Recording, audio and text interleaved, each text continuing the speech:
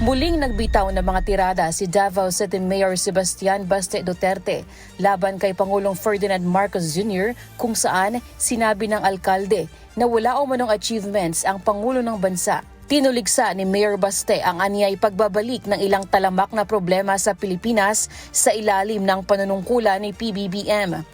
Ano achievement nito?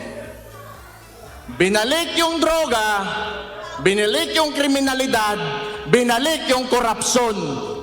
At ngayon yung yan, gusto pa magpatagal ng termino niya. Ikinumpara ni Mayor Baste sa PBBM sa kanyang ama na si dating Pangulong Rodrigo Duterte na anya ay iginagala ang 1987 Constitution at hindi na humiling pa na mapalawig ang kanyang termino o isulong pa ang charter change.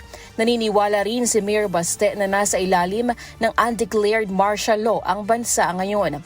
Ayon sa alkalde, marami umanong mga kritiko at oposisyon ngayon ang anyay na pe-pressure dahil sa away sa politika. Kasama na rito ang kinakaharap na impeachment ng kanyang kapatid na si Vice President Sara Duterte at ang pagpapaaresto kay Senador Bato de la Rosa na kilalang kaalyado din ng kanyang pamilya. You know, tama si Mike.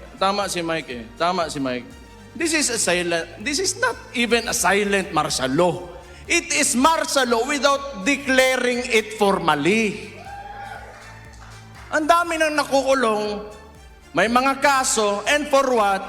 Because they opposed, the actions of the administration. Why? Is that so wrong? Muli rin itong binanata ng International Criminal Court o ICC hinggil sa ginawang pag-aresto sa kanilang ama. Gayunman, pabiro itong nagkomento hinggil sa bantang pag-aresto kay Senator Ronald Bato de la Rosa. Kaya gusto na naman nila kunin si Bato, ipadala doon sa ICC. Nalungkot ako. At the same time, medyo masaya rin kasi may kasama na yung tatay ko doon if ever that will happen. Nauna nang inisyuhan ng warrant of arrest ng ICC si Senator Bato dahil sa pagiging co-perpetrator umano sa kasong crimes against humanity na nangyari sa ilalim ng war on drugs ng Administrasyong Duterte. Ginawa ni Mayor Baste ang kanyang mga bagong pahayag kaalinsabay ng paglulunsad noong Sabado ng Reform Alliance for Accountability, Good Governance and Ethics o RAGE Coalition sa Davao Convention Center.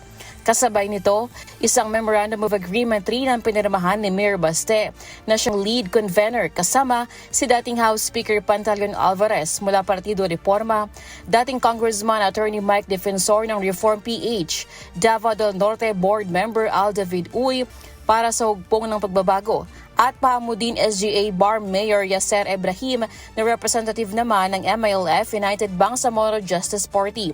Layo ng kasunduan na mapalakas at ma-promote ang mga advokasya ng RAGE Coalition para labanan ang mga kaso ng korupsyon sa bansa.